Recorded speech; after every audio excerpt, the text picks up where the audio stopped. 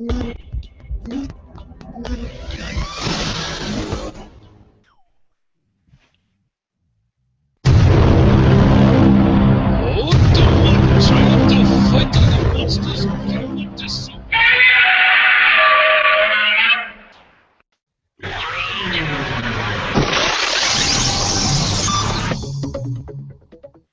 to Gamersledge Podcast, the weekly podcast about video games with news, reviews, analysis, and opinion. Keeping you up to date on how to wisely spend your money for video games, movies, RPGs, comics, books, and more for over 16 years. Find us online at Gamersledge.com. And now, your hosts.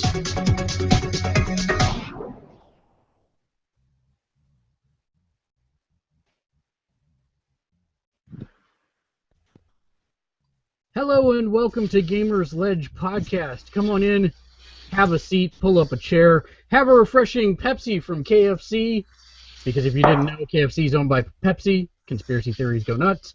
Welcome to Gamersledge Podcast. It's a conversation between friends, a look at what it means to be a hardcore gamer, discussing the video gaming industry and all things nerdcore. We are meeting across Google Hangouts. This is a fan-supported and listener-supported podcast by fans just like you. We give it to you free of charge almost every Thursday on iTunes.com. Gamersledge.com. Rate us, subscribe to us, watch us on YouTube and Twitch.tv. Write in to balls@gamersledge.com and let us know what you like, questions you have, or topics you would like to discuss. Let's go around the room and introduce all of our panel of hosts. I am Balth, of course, and joining me this week is Turo/Tood Monkey. Yay! Hello. No, wait. It can't see you because I am a cameraman. Oh, yeah. You always do that. It's like third time in a row. Hello, that's me. Yes. Also joining us this week is Daniel/Trial Access. You have to say something, Daniel. Howdy, howdy. Stupid mute. And that whole professional thing goes right out the window. Yay! And also joining us this week is Dave/Burgundy. Cheers. And also Matt/Neosapien. Howdy. Fantastic. So, let's start by going around and seeing what everybody's been playing. Turo, we will start with you, sir. Okay. Well, like I said, I finished Watch Dogs, or I beat it, and I think I'm done with it. I was going to achievement hunt a little bit more, but oh my gosh. There's an achievement for getting level 10 at the drinking game on all 3 drinking people. Like, you have to outdrink 3 people, but 10 times each, and they all get harder. No way. No, I don't want to do that. So, no. So I just gave up. And then I started playing... I put in BioShock Infinite to play Burial at Sea Part 2, so I can finally get that over with and get the story and everything. And then I'm going to continue on all my other Xbox One games, and so I can keep playing NAC. But besides that, it's just been working, playing Gravity Rush still on the Vita. Almost done with it, I think. It's starting to wrap up everything. And... yes, I think that's it. Oh, and I'm reading the Infinity Gauntlet series, the comics. Nice. I started reading the prequel. What was it called? You mean Thanos Quest? Yeah, it's like a prequel to it or something. And I didn't even know Thanos got the gems twice. Like, this is the second time. Yep. And there were the Soul Gems before. Now he calls them the Infinity Gems, and he's very cool. I like the way he thinks, and he's very noble. And what I say is what I say, but he's a trickster. He tricks people, and it's awesome. And the way he got the Infinity Gems from all the other they're not even. Yeah, the elders, and seeing how he had it was just awesome the way he used them all, and how death is, I don't know, all of it was cool. So I'm going into it, knowing a backstory, and I'm very excited. So, yay! That's what I'm doing right now. Yes. All right. So Daniel, how about you? Make sure I'm not on mute. You're Aha. not on mute. I've been playing a little bit of Star Wars: The Old Republic, the MMO, Tiny Death Star on my iPad, Shadowrun on my iPad, and I also have a Pathfinder game that I'm running where all of the players are dragons, and I'm in a D20 superhero game on Sundays that we are currently in the Age of Apocalypse. Crap. And you know what we forgot to do this weekend, Daniel? Hmm. We forgot to get War Machine into the beta. Yep, we totally did. Yep. Well, I think we can still do it, so I'll do that tonight. A couple of friends of mine have said that that it's not the same, obviously, as the actual game, but they really enjoy it. So I'll Yeah, take a look. And since we can't play face to face, we can at least play online. Mm-hmm. Anything else you've been playing or reading or doing that you want to share? Nope, that's about it. Dave, Yes. What's up? what have you been playing or doing? Oh, hi. I've recently changed locations. I've moved in with my girlfriend, so I don't have everything set up yet. So I haven't been playing all that much. I did just get my PS Vita back with me, so I'm probably going to start playing some more stuff on that for the rest of the week and early next week. So in the meantime, it's been ridiculous fishing on my phone, which is kind of upsetting, but that got really addictive again. And I've been reading. I have the oh God, I just had it. Was it Thanos Uprising? Yes. No, it's the Thanos Imperative. Oh, It's one. It starts off with like him being captured by the Guardians of the Galaxy, and the Cancerverse is invading. Which one's that? Not sure. Hold on one second. Let me get you the name of that. It's in my gap of knowledge.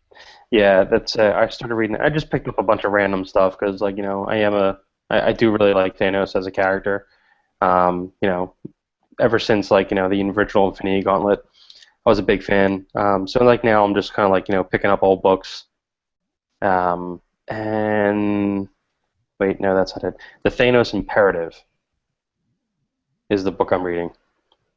So it kind of mixes the Guardians of the Galaxy in with Thanos, and it's got this whole Cancerverse thing going on.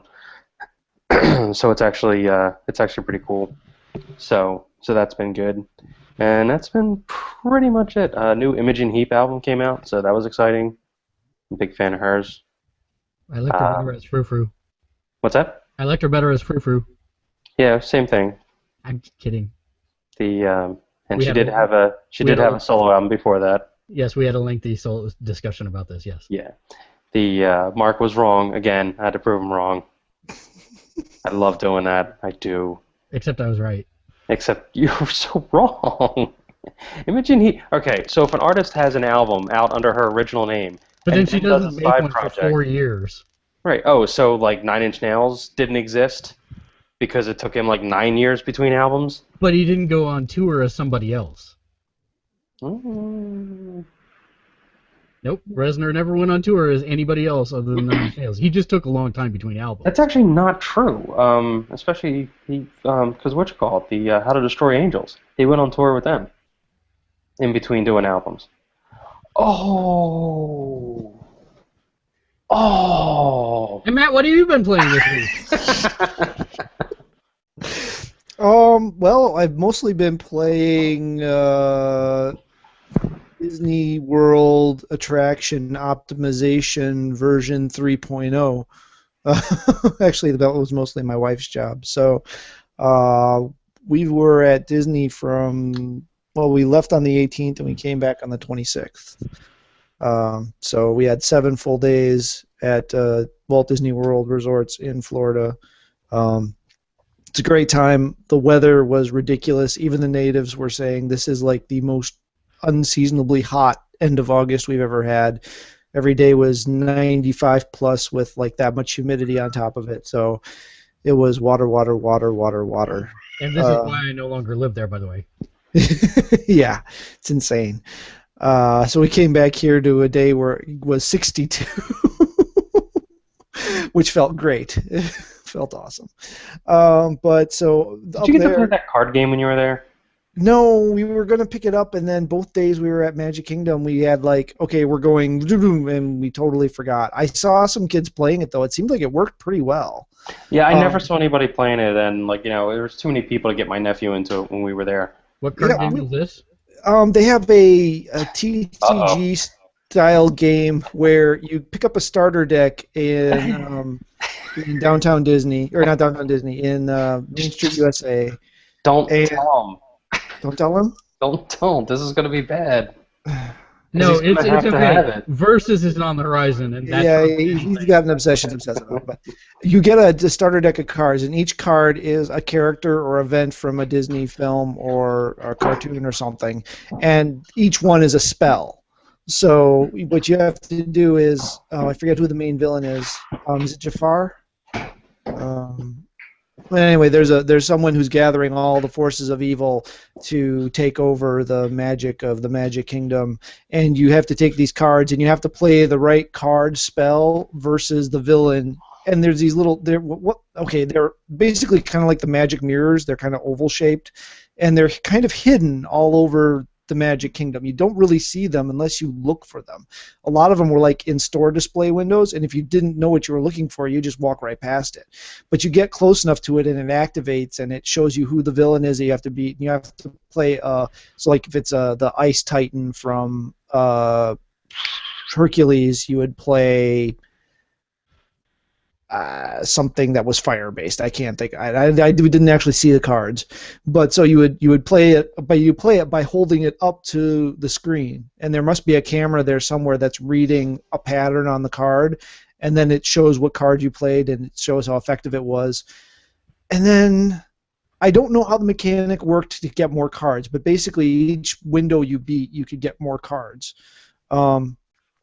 And the ultimate goal is to visit all the portals all across Magic Kingdom and beat the bad guys. I think that also. How exactly did you never find time to play this game?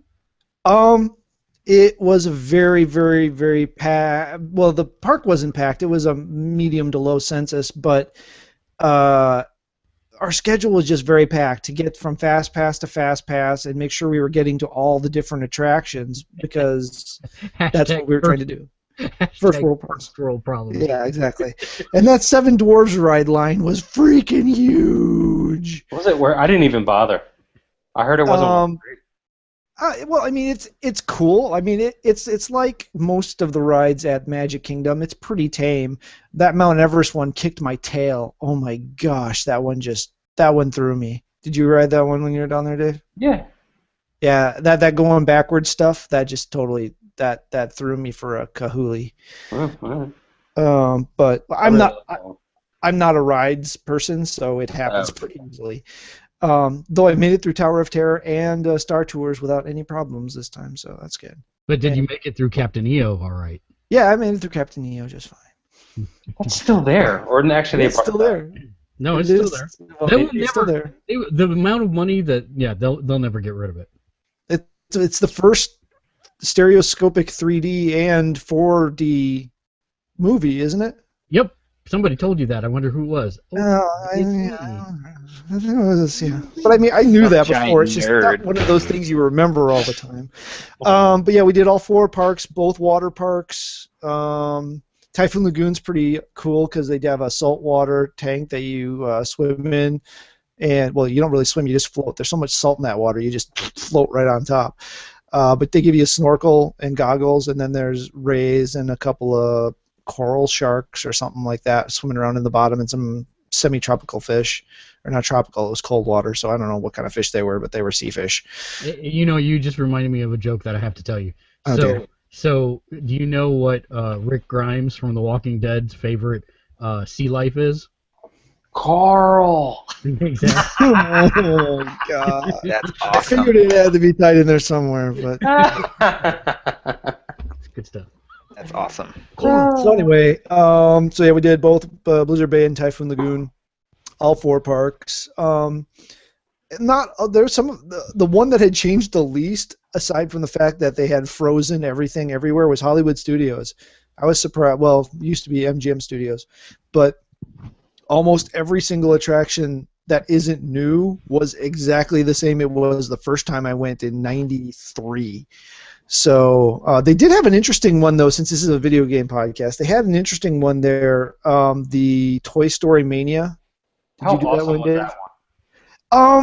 It was pretty freaking awesome. That was the best. We kept on balking on going because my wife scheduled out all the day's events, and she had a guidebook that she was using, and the guidebook said, get there right away and get to that first. Don't fast pass it. Fast pass the three big ones, which the Rock and Roller Coaster wasn't working the day we were there, so we didn't get to do that one. Oh, bummer. But so we went there, and we got on the first or second bus out of the resort. We were on a Disney resort. And the great thing about that is transportation. You just get so much more transportation options if you don't want to drive through the area. And we got there on either the first or second bus there. It was just after 9. The park had just opened. We hightailed it to the back of the park. The ride? Yeah. We got there. It was already at like 10 after a 75-minute wait. Yeah. So we balked on it. But the line's awesome. The line is awesome. The line is awesome. And it sounds like the line for the Hulk coaster, which is one of the most awesome lines I've ever been in ever. There was this one point. There's this one part where there was like an animatronic Mr. Potato Head talking. Yeah. Mm-hmm. And I went to lean in and get like a fisheye picture of it because it was like a really cool setup. And he's like standing on a little stage. And so when I got my camera, I turned my hat backwards. I had a hat on. I turned my hat on backwards, and I like leaned forward with the fisheye lens to try and get it all in there framed perfectly.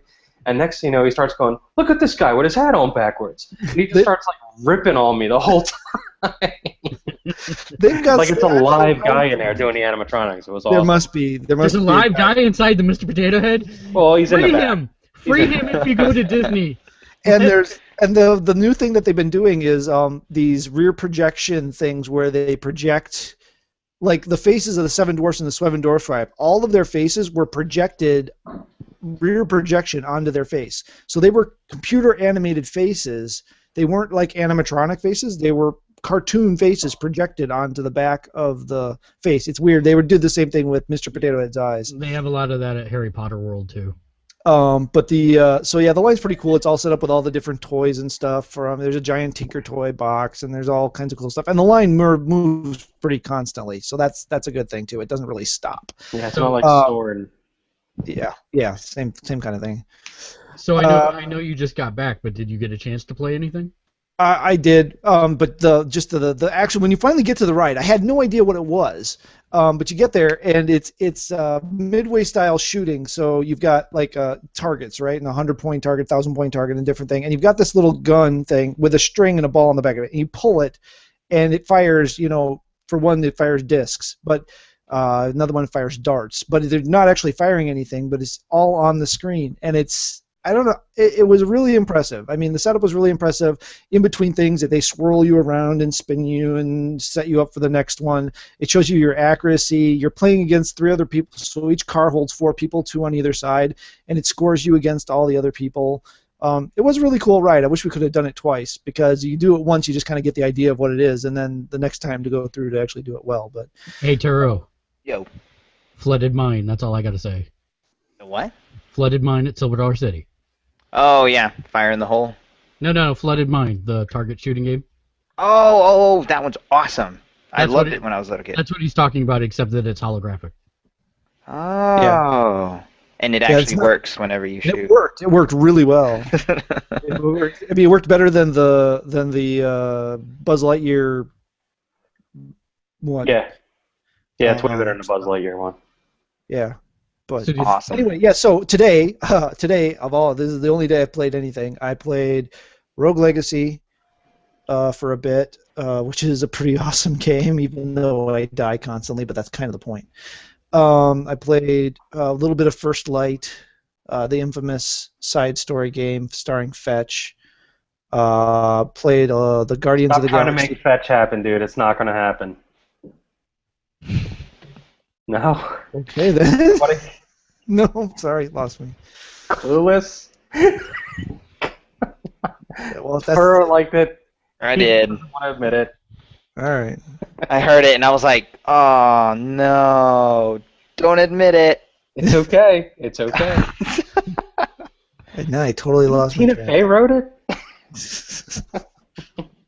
And then we watched the movie Divergent, and I started reading the book. Oh, I'm sorry. I know, that's what I said to him too. Honestly, it's not bad. I don't think it's bad. Honestly, as far as characters go and motivations and the world, I think it's way better than the Hunger Games. Still a better love story than Twilight. Two Everything's rocks sitting on the better. ground is a better love story. Exactly. But no, I Other honestly. things that are better love stories. Tango and Cash was a better love story than Twilight. Finally, But somebody else sees the homoeroticism. I really don't think Divergent's that bad. The book so far, the book is I saw the movie first, so the book and the movie are pacing pretty much side by side. Not a lot of significant differences that I've noticed so far, but I don't That's know. ironic. Yeah, it's actually It's usually the books and the stories Are better diverge. than the movie. Well, Yeah. I see where you're Divergent, going. yes, yeah. So wow. Thank you. Okay, so shut up. But Don't give so- that man a cookie. Anything else that you played? sleep deprivation, getting up for planes at 4 in the morning. Yeah. The new Doctor Who episode, maybe? New Doctor Who episode. Did finally see that? Oh yes. Pro tip for vacationing: if you're gonna leave for 9 days and plan on your DVR recording everything for you, don't unplug your DVR before you leave. Ah. Yeah, so we'll talk about Doctor Who in a minute because that's part of Thank you. Thank you. Yeah. Yeah. it's No all right. spoilers. I didn't see it yet because I'm not used to having current cable. Everyone Oh, dies. Yeah, everyone dies. Aw, man, I was going to say Clara was crazy. I didn't know she was a Time Lord. That was nuts. I'm just surprised they brought Amy back and then killed her. That was really mean. I was like, yay! I'm like, finally a good. Oh. No. I saw it coming. She's a ginger. They needed to kill her.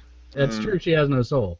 I didn't know Amy was the Doctor in the future. That blew me away. Well, I just couldn't believe that Rory turned out to be the dinosaur girl from that was married to the British chick. That's crazy. Madame Vostra, yeah. Yeah. Yeah, and she was a Time Lord. Surprise. Oh. And the whole Master and Canine the whole time. So, God. okay. I just want to be included. Sorry. Gallifrey was in his pocket the whole The whole time. time. So, It was around Orion's belt. Thank you. Thank you. Gotcha. I played Marvel Gotcha. Puzzle Quest, Mm. of course, which since they've added Deadpool, I am honing at that game. Diablo. You can kick me out of that thing if you want, because I've decided I've quit that game. Oh, okay. I was gonna ask you about it because you were in the you're in the never played list, and I'm like, Yeah, maybe he's just taking vacation. there's no you can't I can't compete in that game at all anymore. I was losing every single match I tried to play. It was just too costly for me to even try and play anymore. So I'm out. Okay. Diablo 3 on PS4. I put it in my machine, but I was waiting for Matt to get his copy, but he didn't get his copy yet, so I haven't played it. I have a copy of that. I just don't have my PS4 set up yet. Well, hurry up. I'm working on it. We're working on getting the basement done. Okay, because we're looking to play tomorrow, maybe if Matt can find a copy. Yeah, that's not I've got it reserved, or I've got a copy on hold at GameStop. I just need my confirmation email. I started Rogue Legacy, and if you've not played Rogue Legacy, it is a Metroidvania game, but What? more in the style of Ghouls and Goblins would be how I would. What? Yeah, and It's Where- Ghouls and Goblins meets Rogue Castlevania, Whoa. but in the roguelike format. Where's this? this is Rogue Legacy, and if you have not bought it yet, What is it on? It's on Vita and PS4 and PS3. It's on Vita? Sammy, can you get cross-buy. my Vita? Yep, it's cross-buy. My Vita, please. This Yeah, it's in the this bag. needs to happen. And so this is the interesting part, right? When you die, which will invariably happen immediately. About 3 rooms in. Yeah, when you die, you actually become your next kin, like your son or your daughter, and you're playing through the castles. It's got Oh, that's it's like Infinity Fantasy Blade. Star 3. what's that? So it's like Phantasy Star 3 meets all my favorite games? Yes, that is exactly it. Like And Infinity Blade, because that's how Infinity Blade plays. Do you mean the greatest mobile game ever made? Ever. Every time you die, you become your next of kin. Don't ruin this conversation with that piece of crap. But you get a choice of three. There's three. Yeah, you get a choice of 3 at the beginning. There's Each time you die, you get a choice of 3. No. I love how we're never going to get to news. This is In awesome. the beginning, you have a choice of only 3. Okay. But you can actually do many things to modify the game, and you have a fixed amount of gold to do it. So just FYI, it's very good. I highly recommend you play it. I'm probably going to end up trying to do a full review of it for the site at some point. Spend all your gold before you start. Yeah. Or restart. Well, yeah, there's talk. Run. Let's see. And I've been playing some Guardians of the Galaxy pinball, and I really like that table. Is it just me, or do the character balls, are they a lot lighter? They don't seem to have the same physics as the I didn't grab any character balls, so I'm not sure. Family podcast. Well, you know me. Yeah. Oh, it just sounded funny to me. So I have recently finished the Robert Jordan Wheel of Time series because it finally ended, and I've kind of had this vacuum for books, and I was able to drive for basically 30 hours last week, and I said, I need a new book, and so the friend that originally recommended Wheel of Time to me in college recommended another series called the Iron Druid Chronicles, and I have burned through 3 books in 6 days. It is fantastic. So if you've not read it, I highly recommend it. I also saw Guardians of the Galaxy for a 3rd time, which was the best time because it was with my mom, and awesome. she really enjoyed it. But yeah, it was it still held up for me a 3rd time viewing it in theaters, so I was pretty impressed. And wait, if I buy this, I'm going to be Burgundy because it's going to be free later. I think you'll be all right. And it just came out, so it's not going to go anywhere for a while. Is there any kind of like plus sale on it? No. But you do No. get cross-buy for all your systems. There's no plus sale guaranteed as soon as I buy it, dude. You get it next week. So if you want, I'll buy it tonight. It literally just came out, so I doubt it. Yeah, please buy it tonight. No, dude, It happens all the time. When I wanted to buy it, like I had a gaming cute, like I wanted to buy like that. Actually, that was it. I did it before I wanted to buy it. That Double Dragon, Neon, whatever. Yeah, but that thing came out forever before it was free. No, it came out free. Because I wanted it. Okay. Well, regardless, the only other big thing that happened was Doctor Who. And so I'm going to let everybody else chime in first because, yeah, I'm going to... So, Daniel, why don't we start with you? Mark told me he hated it. There, now both of us are done. No, that's not a surprise. Mark is a... I did not hate it. Thank you very much. Mark is a Matt Smith fanboy through and through. That is 100% true, and I will say that. However, I did not hate this episode. So, but I want everybody else to speak first on it. So, Daniel, you start with your feelings, and then we'll. Okay, so no spoilers. I Watch like out, someone's behind you. this. I'm This scared. episode is a sequel to another episode that if you don't watch it, you won't be lost. But it's better if you do watch it, and I'm not going to say what it is because that would be a spoiler. I didn't think it was bad. That was I didn't think it freaky. was bad. I didn't like Matt Smith, so I'm a fan of this new Doctor. What's that tattoo on your arm? Which one? On Daniel's arm. Was that a Half-Life tattoo? No, it's. I guess I've got a. Dude on your wrist. No way. Yeah, No way. yeah. What's that on your wrist? No way. Those elements from Fifth Element. That is. Oh my God. You have to talk, Daniel. You can't Okay. be bashful. You have to talk. All right, I've got to talk while I'm doing it so that you guys can see it on the big screen. That That is is awesome. no Yeah, way. all of my tattoos except for 2 are nerd Holy tattoos. crap! You may have just jumped ahead of Toro as my favorite. No! Getting that tattoo tomorrow. Danny, that means your PS4 will be in the mail next week. Dang it! I wanted a second one. Yeah, I thought it was a good. Thank you, by the way, Dave. But Sure. I thought it was a good episode. I'm actually looking forward to seeing what Moffat does with this actor. Emmy-winning Moffat. Yeah, we'll talk about that. Yeah. Churro, what did you think about Not a it? bad thing. Not a bad thing. No. As soon as it started, and the Doctor was the whole beginning part before the intro, and then the intro, everything came back to me. The whole giggliness, the whole excited, the whole I'm very, very just bubbly about it. It all kicked in, so that was there. So I was very happy with it. What do you think of the new opening? New opening I loved. I do.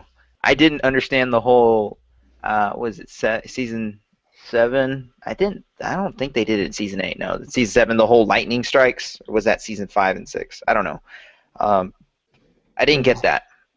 It was lightning striking the TARDIS while it was spinning in a storm. That was Matt Smith's first season. Yeah, I didn't really like that one, but I really, really like this one, and how it's time and gears and stuff, and everything has, especially in that show, it'll explain. And I try to pick up a bunch of stuff, because in the first episode of season, they leave a lot of breadcrumbs. So I try to pick up as many things as I could that they might go back to, and I wrote them. I wrote some of them down in my phone. So.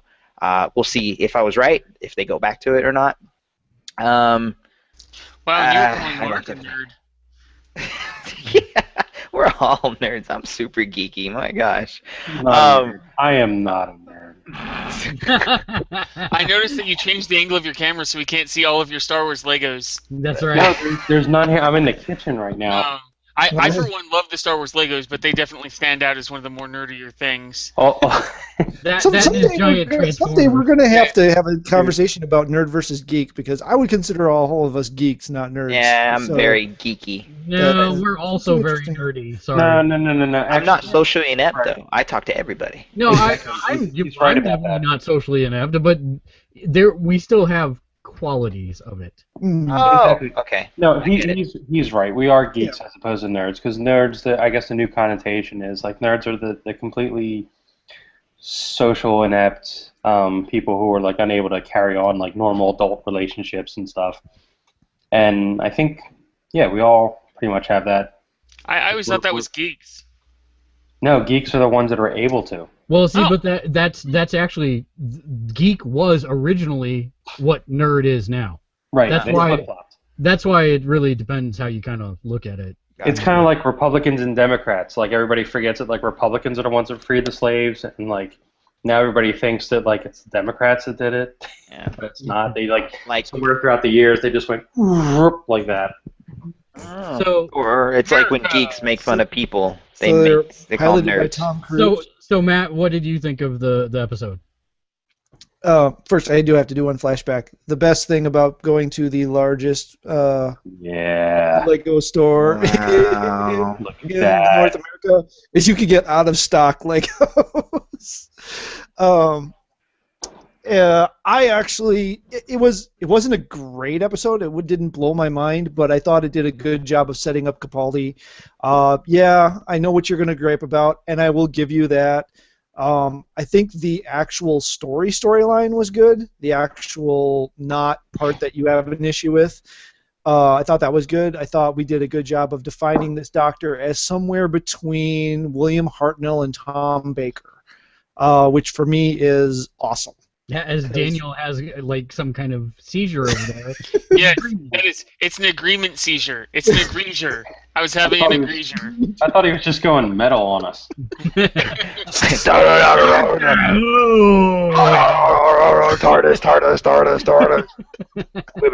will be the next Doctor. The next Doctor will be some long-haired metal dude. Talk about attrition of viewership. All right. Oh, but it's funny too, because I hate to keep going back to Disney, but there were a ton of UK people in Disney last week. I don't know if it was like National Go to Disney Week in the UK or what it was. Just because they're UK doesn't mean they're Doctor Who fans, man. Yeah, I know. Racist. What does that got to do with it? Racist. That's just like, wow. Every single one of them was, because everyone I came across on Saturday, I said, so how upset are you about not being able to watch Doctor Who tonight? Because BBC America isn't owned by ABC or Disney, so it wasn't available on the TVs. And they're like, oh my God, I can't believe I've got it. I'm just going to be sending it to me by email. You're just getting, you're digging a hole, man. Down his hole. Wow. And then English viewership dropped off. Why? Okay, I picked one guy's. No kidding, was one guy's accent. That was the way Don't guy upset the reacted Brits. just like I that. love them way too much. Yeah. Anyway, no, I thought it was good. I thought it was very good. I liked it. I enjoyed it. I'm still a little.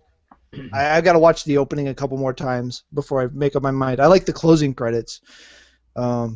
I love all and of it. the almost chiptune kind of version. See, of now the we're song. treading in the nerd category where we're talking about closing credits. Yeah, that's past my boundaries. It's more like an obsession. Yeah. It's cool. I honestly, I'm going to have to look at two pictures of the two. That's not real. Yeah, okay, I won't say it, but. All right. So, anyways, first of all, there's things you need to know in order for me to tell you what I thought of the show. Number one, I hate when there's prerequisites. Yep. Number one, I never liked Clara, and I still don't. So I don't like her as a companion. Number two, the actual story that took place, I had no problem with and actually enjoyed. I didn't mind the clockwork stuff at all. That's not a spoiler. I didn't mind any of that. What I minded was the ham-fisted story that got delivered to us about the transition of one doctor to another.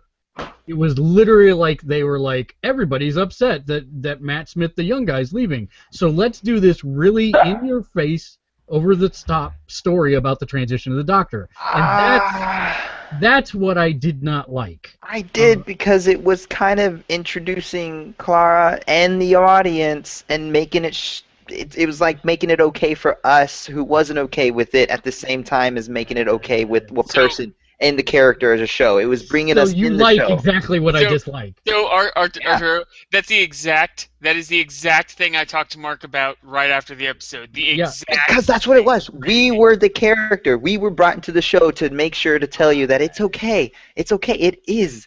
I know, but I don't. Look, I didn't need that when it shifted to Eccleston. I didn't need that when it shifted to Tennant. I didn't need that when it shifted to... I agree full-heartedly with Turo and Daniel. But so does the whiskey. But there was a cosmic shift in viewership demographic during the Smith years. You're right. There are a ton of viewers that had not lived through a generation before. We are weed-whacking all the... Doctor Who fans. That's my point. Is let the weed whacking happen. Let people decide on their own if they like the new Doctor or the old Doctor. They don't need a ham-fisted story to say this is the new Doctor and you should love him just like you love the old one. What I'm curious about, and this will be the litmus test, not you guys, because you guys are going to watch it no matter what they do. Damn straight. Be honest. Mm-hmm. They can throw Claire Danes as the next Doctor, and you guys are going to still watch it and think it's awesome. Oof. Yeah. That's no, it'll happen. She's a good actress. Shut up. She is, but she's not British. But the Burgundy's been drinking. But the litmus test is going to be, I'm going to talk to my niece over the weekend. Right. And I'm going to see as her and her friends will who are all 18 and starting college now, if they're continuing to watch it, that means the show's doing... all right. All I will say it broke about records, though. Yeah, all I will say about it is when he grows into his eyebrows, then I will be happy. That's it. Oh man. I did not dislike him as the Doctor in the second half of the episode. I did not like him as the Doctor in the first half. He was healing. That was the whole weird process that they've all gone through, just differently. It sounds like he's quoting Dr. Seuss right now. It's actually the problem I had with I did not like him at the end of the Doctor. I can see all the pixels. So it's the same problem I had with Matt Smith when Matt Smith first took over, with all of the tasting the foods and That annoyed me. yeah, It really annoying did. crap out of me. But one of the things I really actually liked, which I'm surprised none of you have mentioned, is the Scottish accent. Yeah, he's I quite know. on first. Really? I'm Scottish. I can complain about stuff. It's awesome. It's awesome. I know. we're Great. getting I thought that was into. great. we're I don't getting- know what Mark's talking about. Yeah, we don't need to go much further because Dave still hasn't seen it. So yes, I agree. Well, Oh, You they can already actually- said. You can actually tell that from the trailers. No, I agree. Yeah. I agree. I'm interested in watching this week's episode because the funny part is this is going to mirror exactly what they did with Matt Smith's run, in that the second episode is going to take place in deep space right after he's on Earth. So they did that exact same thing. So I'll be interested to watch and see Which, what kind of. just real quick, one of the things I actually liked about what you're saying right now, that's the same thing they did with Chris Eccleston and David Tennant. Right. Is a lot of the same episodes. They had the same type of theme and setting. This one, actually, the reason I'm really looking forward to it is the rumor is they're going to bring one of the comic book characters from the Doctor Who comics into the TV show this next episode, in theory. That's what the rumor is. And I'm hoping that's true because there's a lot of comic book characters that I think would make a really good showing for Capaldi's Doctor. Yeah, I'd really like to see Captain Jack Harkness. Yeah, I would too. It's Moffat. He's like, oh, RTD stuff? My name's Moffat. I'm here to ruin everything from RTD world. I'm just here to get Emmys, bitches. I just All right, want so with that, let's jump into the news. I thought we were done. Don't we do it to wrap this That's up? all we need to talk about is Doctor Who, right? Yeah, nope. So, first and largest news story of the week, of course, is Lizard Squad versus the Gamers.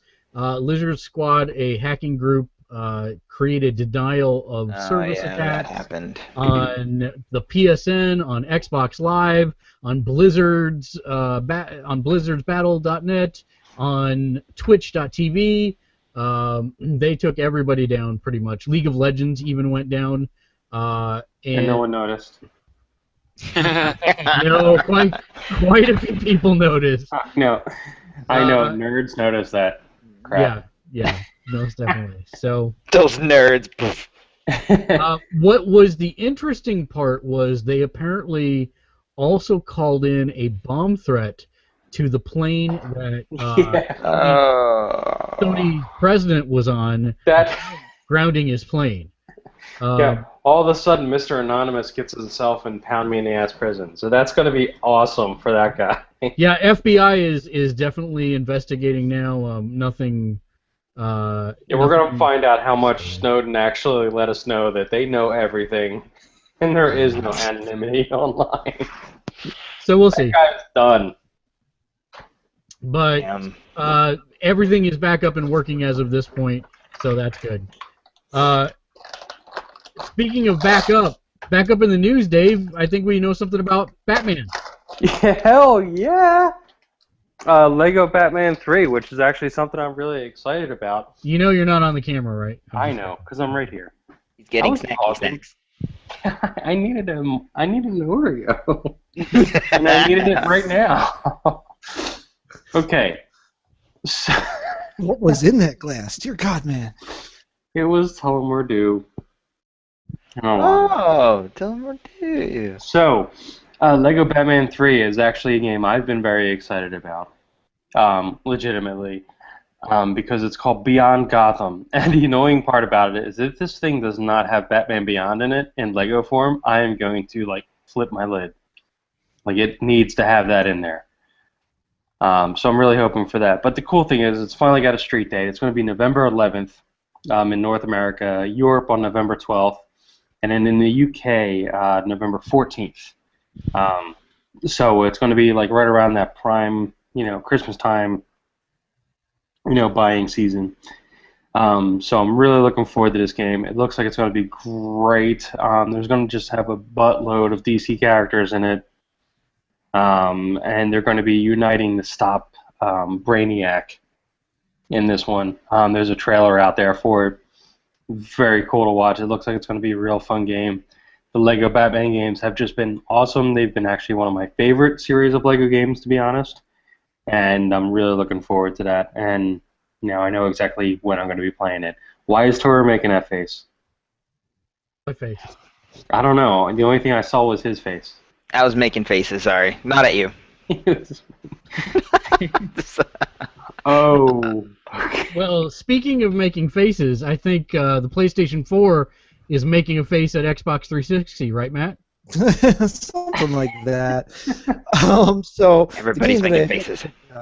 the game that I have yet to pick up, Diablo 3 in this, or Diablo 3 in this case, which is the Reaper of Souls Ultimate Evil King Kamehameha Edition, came out last week, and this is a game that originally came out in 2012, and then just over a year ago, almost exactly a year ago, came out in 2013 on consoles, which propelled it all the way back up to the number 3 release in end of 2013, and now here in end of 2014 it is number 1 again. It's number 1.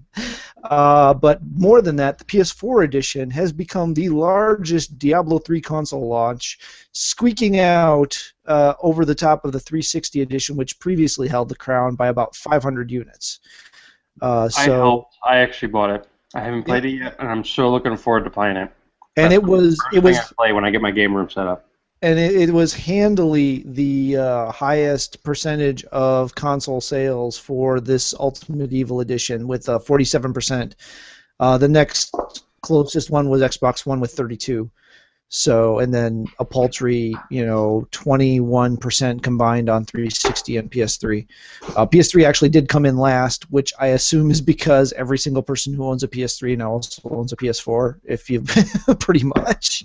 Yeah, that's a pretty awesome achievement for a 2-year-old game and the current leading console. So Turo, Diablo 3 is smashing records. But I think there's some other things smashing this week, right? Oh my gosh, yes. Somebody. And the bad puns just keep coming. Yeah, I love them. I really do. Somebody leaked, or somebody that supposedly might have been working with Nintendo, who might not be working with them very much longer, or not anymore, leaked some photos for the Super Smash Brothers, but for the 3DS, the whole roster. And in the roster, it actually shows the Duck Hunt dog, and it actually has Ness and Rob, R-O-B, and those were previously unannounced. It also has Bowser Jr. in his little clown car thing. So all unannounced people, and he's in big trouble. But again, those are rumors that he's in big trouble. Like, he worked with Nintendo. That could be that he is or he's not. And that he has been fired and he's being sued. And that he was an employee for Nintendo of America and he was sending materials to the ESRB. I have a feeling that anybody that's working for Nintendo that's getting them press right now is not going to be fired. Well, That's my theory. That's not press that they wanted, to have their entire character roster leaked. Because they do it little by little. They're very happy about releasing videos, and a new challenger has been announced, and they kind of wanted to lead it up to the release. They need press, okay? I don't have a Wii yet. I don't have a Wii U yet. I don't have a Wii U yet. I am the person that buys all this stuff. I love Nintendo. I haven't bought a Wii U yet. No. That's telling. I think this will force me to get a Wii U, is the Super Smash Brothers. But it is cool seeing all the... Again, this is just the 3DS version, not the Wii version. This is the 3DS version, but we'll see what happens. We'll see if it's real. It looks real. Everything that's been brought up has been just taken down. And, of course, the internet, nothing's really down once it's up there. So you can probably find the rosters and pictures of it anywhere besides 4chan. Don't go to 4chan. Yeah. So it sounds like there's some shady forces at work there. And Daniel, speaking of forces, wow, man. So the moving to role-playing games, pen and paper role-playing games, Fantasy Flight's Star Wars Forces and Destiny, which is the third setting core book, third and last, and supposedly for Fantasy Flight Star Wars campaign line, was released at Gen Con the beta. So the way that they've been doing these role-playing games, the role-playing settings, the first one was Edge of the Empire, and it allowed you to play things like smugglers and colonists and people that live on the fringe, that kind of stuff. The second book was Age of Rebellion, that allowed you to play troopers and soldiers, ambassadors, that kind of stuff for the rebellion. This book, Forces in Destiny, which the core book and basic box set will come out next year, it details how to play Jedi or Force users in the universe, which is just after Episode 4. So it looks like it's going to be pretty awesome. Those that didn't go to Gen Con are going to have to wait for the softcover beta book to come out probably next month or the month after. It's about 256 pages and includes an example story that the GM can run straight from the book. I'm really looking forward to it. My group here, we play Star Wars on and off probably about twice a month, and they are really, really looking forward to it because they've wanted to play Force users for a while, even understanding that there are no Jedi in this time frame. So they're going to be extremely depowered. It's right after Episode 4, so I mean, it's after Vader purged all of the, spoiler alert, after Vader purged all of the Jedi, like, he hunted them down and killed them mercilessly. So you're going to be playing a character like the Witches of Dathomir, who has Force powers, but not like the traditional Jedi Force powers. Well, I don't know. I think they could retcon that all. I think they've set the basis with Rebels to basically just kind of do whatever they want. Well, no. I mean, even if you look at Rebels, it's only got... it's still extremely rare. It's a survivor, just like Obi-Wan, who went into hiding. Right. But I mean, okay. Well, without getting into spoilers about that show. Yeah, so the other quick thing that I wanted to say... We're going down the nerd rabbit hole again, guys. Yeah, that was close. That was pretty bad. That was pretty bad. We dodged a bullet on that one. See, I have self-control. I can resist the urge. That's where. So the only thing I have to say about that is we do have 2 interviews with Fantasy Flight Games that will be going up on the site shortly. So we'll have some, not about that particular product, but about some other products that they've got that we talked to them about while we were at Gen Con. So, what else, Daniel? Hold on one second. Let me do something there. Okay, go ahead. Just that I actually ran Age of Rebellion at the convention that was here locally, and it this last weekend, and it went really well. I have some video for that will end up going into a video review of the Age of Rebellion basic set, which will also be on the site probably. Hopefully soon. I still have to do video editing and that kind of stuff, but that's my goal, is to have the review for each of these up on the site, so that people who may not be excited about the system because it uses special dice may give it a try. Excellent. Anything else on that front, or is that it? I can fast forward, but the other thing is fine. down. No, yeah. That's not a problem. All right, okay. So speaking of about things that happened this weekend, a couple movies came out. Well, a movie came out that comic fans you would have thought would have been interested in, and that was Sin City: A Dame to Kill For. However, the truth of everything is that no one was excited for Sin City: A Dame to Kill For. It bombed at the box office. It opened originally. The first one opened to $29.1 million on opening day. This one debuted in 8th place with an estimated $6.5 million. Ouch. Well behind their expectations. But what was most interesting about this weekend in movies is that Guardians of the Galaxy did something that very few movies do. Still, and that is they went. No, not still. They went back to number 1. Oh, nice. Teenage Mutant Ninja Turtles did dethrone them for 1 week, I believe. 2 weeks. And they actually went back up into the leading position this week, besting the Turtles, as well as If I Stay, Let's Be Cops, When the Game Stands Tall, The Giver, Expendables 3, Sin City: A Dame to Kill For, 100-Foot Journey, and Into the Storm. So that's really interesting, and congratulations to Marvel for still continuing to print money. Because everybody's going to watch it again. That's awesome. That's what happened with me. So that's I got to see it one more time. I got to make it a 5 for this one. Yeah, I don't want to go too far down this hole, but the interesting thing about it for me is the parts that I absolutely loved and got swept up in the first time I saw it.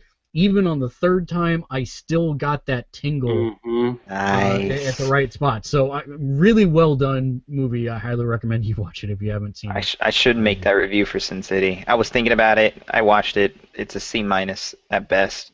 Yeah, you Oh, totally really? should. You saw it? Yeah. Huh? I was actually curious of like how it was, like, because I'm a big fan of the original SimCity. I heard it was really disappointing. It was a C- at best. Oh. I think one of the redeeming moments of it is if you like Eva Green's boobs. It's like the main star of the movie. I've been told that by so many people. If you You like see Eva her- Green, if you like Eva Green, you're gonna love this movie. If you don't like her, then this movie's crap. Yeah.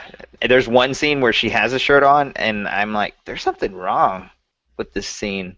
And then 2 seconds later, I'm like, oh, there it goes. Whew. Dodged a bullet on that one. Well, it seems like Sin City's destiny is not to get very far in the box office. Speaking of destiny, Daniel.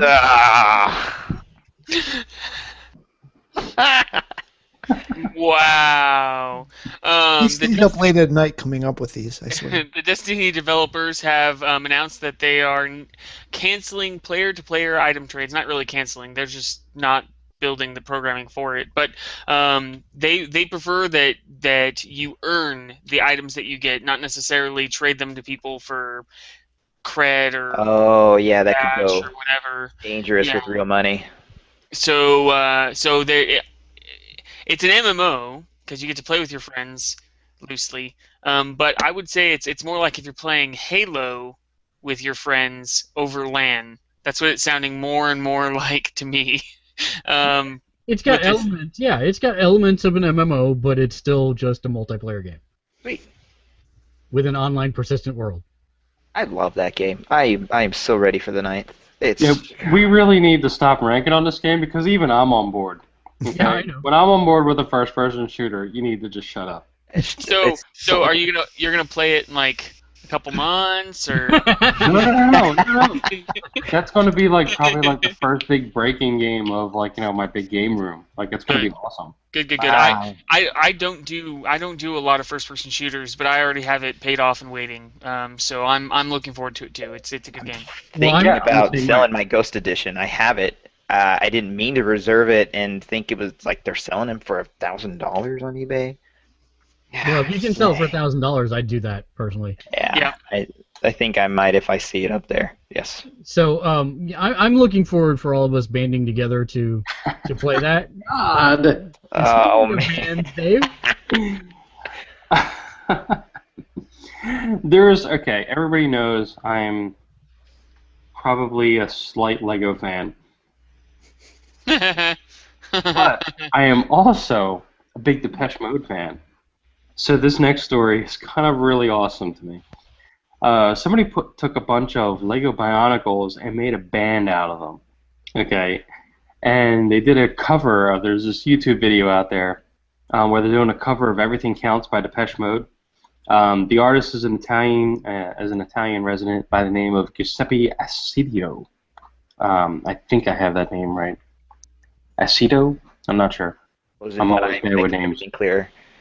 But basically, he uses some technology, some really cool stuff, like some sensors that basically take like plastic wrappers and make it into a like percussion to percussion instruments and everything. And he takes some like motors and servos and everything, and turns a Lego Bionicles, the classic original series of Bionicles, into his backup band for this stuff. And it's just really amazing to watch, just the whole technology thing and Lego come together with the guy's artistic vision of doing a remake of the song. It's very cool stuff. I really recommend watching it out there. It's in the show notes, so check it out. And very cool stuff. Yeah, and they interviewed that guy, and he said that he was, fighting to push the boundaries of artistic talent. And speaking of fighting, Turo. There is a small fighting game that you might be heard of, Pokemon, but it's RPG fighting. Well, how would it be if you got to fight them like in an actual fighter game? Well, the people in control of Tekken, they're gonna make a Pokemon tournament. So Namco is actually making this game, but they're not going to include any Tekken characters. It would make sense, but they said that the fighting style is a little bit different. They're not going to have like a high, mid, low guard system. They said it's going to be something. It's a new type of mechanic as far as how they're going to make these Pokemon fight.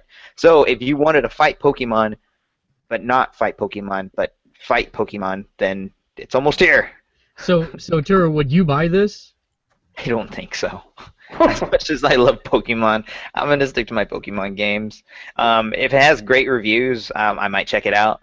If there's something that I hear that, oh my gosh, you need to buy this game, you need to own it, or you need to play, it's so much fun playing with your friends, every Tuesday night is becoming pretty much a Rock Band night for me. So if this is going to be like some sort of, it needs to be an every Friday night game kind of thing, sure, why not? But I don't know. This seems like a morbid curiosity game to me. Like, Well, have to check it out. It's weird that the licensants agreed with everybody. Like Namco's like, sure, yeah, we'll make a fighting Pokemon game that's fighting Pokemon. what, you're gonna throw money at us to make a game? Okay, sure. But it's Pokemon. They don't. They print money too. Yeah, well, if you do get it, I'd be interested to see what your lineup is. And Sony's announced one of their lineups too, right, Matt? Gosh.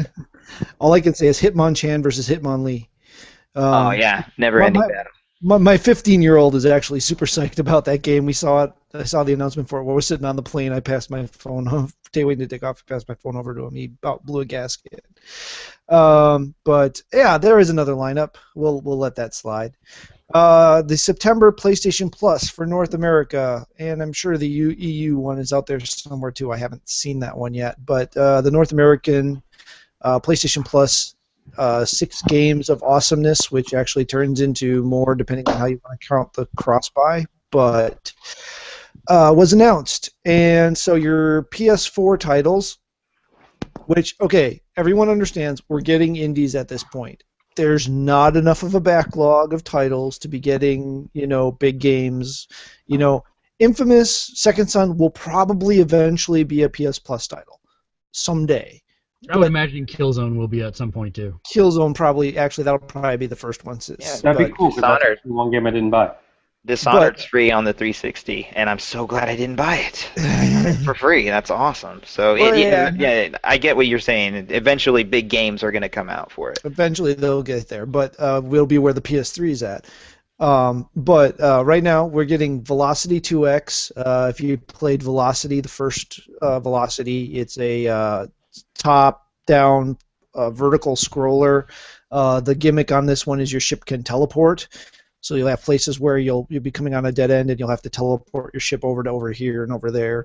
And then it's got little gimmicky levels like how you got to make it through the level so fast, or you have to collect so much of the stuff. And it's a pretty fun. The first one was a pretty fun little game. I never finished it, but it was fun. So this will be interesting, and that is both the PS4 and the PS Vita.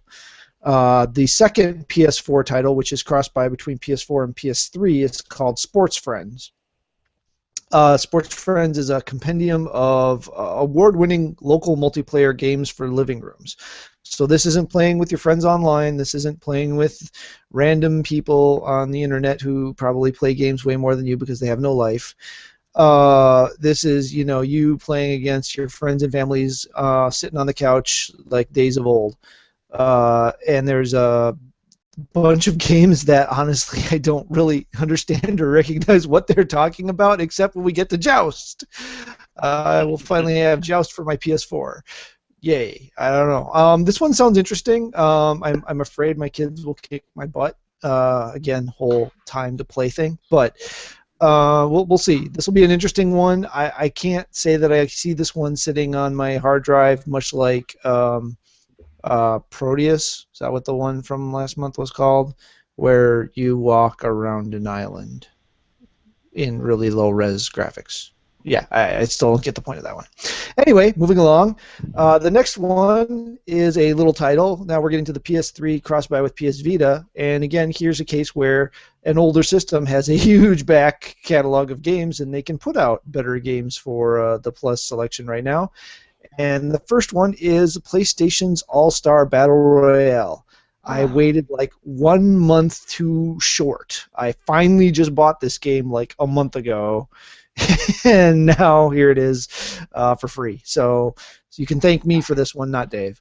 Thanks for picking up the slack. Well, no problem, dude. So this one is I'll say it. It's not exactly, but it's essentially a Smash Brothers clone. It's not really. It's not really. What? It's the concept. The concept, right? The concept is it's up to 4 player.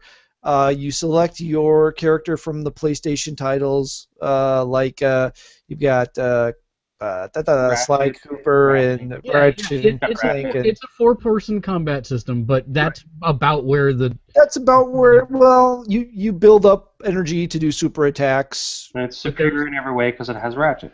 And it has 3 levels of super attacks and 3 levels of super attacks each one. They have damage percentages too. Each one more dangerous than the last. Yeah, it's really cool. Which is awesome. Yeah. So. But so Have you seen Ratchet fun. Super? No, there is no damage whatsoever, Turo. Okay. There's no damage percentage at all. In fact, it doesn't matter how much damage you do. What matters is did you kill them, and Right. that's it. It's only deaths. That's the only thing that counts.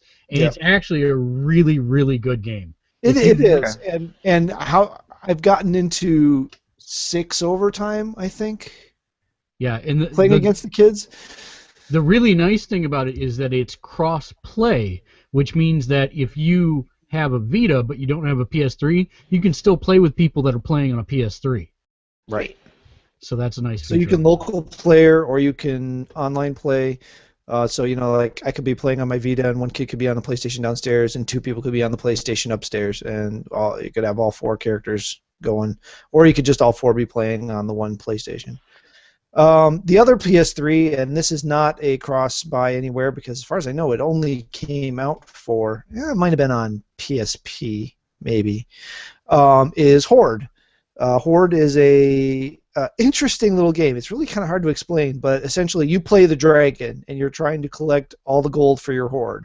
So you have to burn down the village, you have to destroy the castle, you have to kidnap the princess, you have to kill the dashing knight, but it's all done over the top of what I would best describe as a tabletop board game board.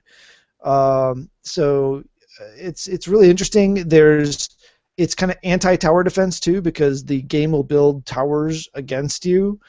So you have to figure out how to outwit that and burn the crops and collect the treasure and get as much gold and gems into your horde as possible. Just be careful how you pronounce the name because it can get tricky. Then we slide on into our PS Vita list for the day and for the month rather, and you hit Joe Danger, which is a stunt game in the style sort of Excite Bike, kind of ish, sort of, but it's all in like movie sets or different If you're things. not familiar, that's the same company that's making No Man's Sky.